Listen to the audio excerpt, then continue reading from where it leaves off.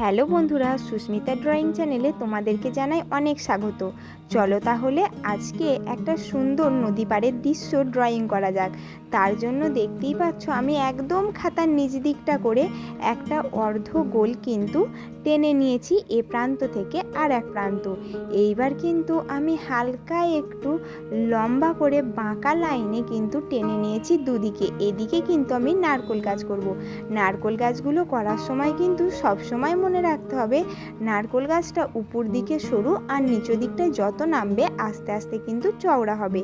এবার এইখানে যতগুলো এইরকম বাঁকানো লাইন ধরে ততগুলো লাইন কিন্তু আমি টেনে নিয়েছি। এবার ঘাস কাটা কাটা শেপ দিয়ে কিন্তু আমি নারকেল গাছের পাতাটা করব। দেখতেই পাচ্ছ একটা একটা এইভাবে কিন্তু নারকেল গাছের প্রত্যেকটা পাতাই আমাদেরকে করে নিতে হবে।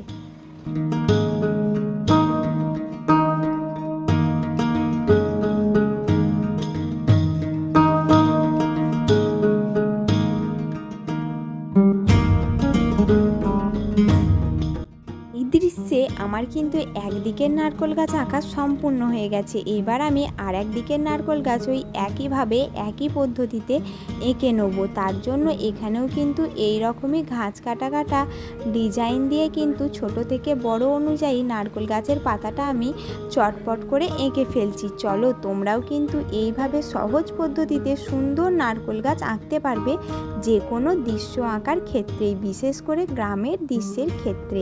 আমার তাহলে দুদিকে নারকেল গাছ আঁকা হয়ে গেছে। এবার আমি নারকেল গাছের গাগুলোয় একটা ছোট একটা বড় করে দুদিক থেকে হালকা হালকা লাইন দিচ্ছি যাতে নারকেল গাছের গাগুলো একটু সুন্দর দেখতে লাগে। এইবার দেখতে পাচ্ছ নারকেল গাছের পাশ দিয়ে কিন্তু আমি খাতার মাঝ বরাবর করে একটা লম্বা লাইন টানলাম, এটা যাতে নদীটাকে বোঝানো যায়। আর দুটো নারকেল গাছের ফাঁক দিয়ে দূরের দিকে দেখা যাচ্ছে সুন্দর একটা সূর্যোদয়। তার জন্য সূর্যর অর্ধগোলাকার খুব সুন্দরভাবে এঁকে নিয়েছি আর একটা ছোট একটা বড় করে কিন্তু সূর্যটাকে লাইন টেনে কমপ্লিট করেছি আলোর রশ্মিটা। এবার কিন্তু দুপাশে দুটো সুন্দর পাহাড় এঁকে দিচ্ছি। পাহাড় থাকলে কিন্তু যে কোনো প্রাকৃতিক দৃশ্য আরও সুন্দর হয়ে ওঠে, তাই না?